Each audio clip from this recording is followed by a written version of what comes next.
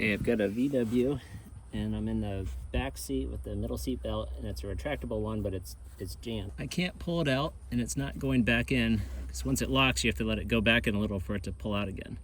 And I believe, because I've had this happen before, you can see in there, it's a little bit twisted and that's blocking it from retracting in.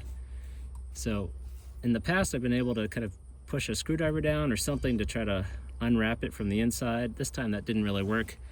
What I ended up having to do is take off this trim piece, and then it was able to unravel and come right out. So I'll show you that. So I've got this little special pry bar thing, but I don't know if you even really need that. So once you get it started, I just basically wedged my fingers in there and just kind of like rocked it back and forth.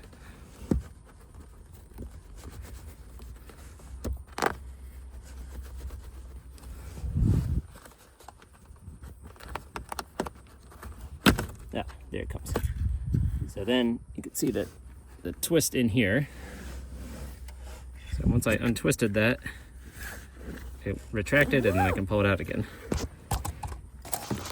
So if you look inside here, there's a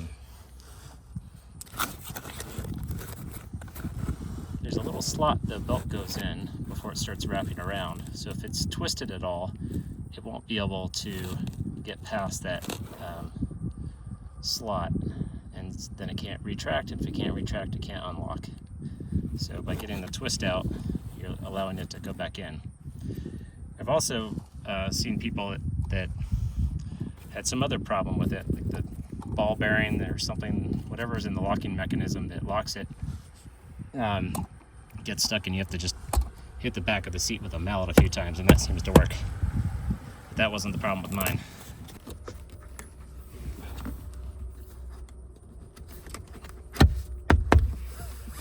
There we go. Still locks, still unlocks.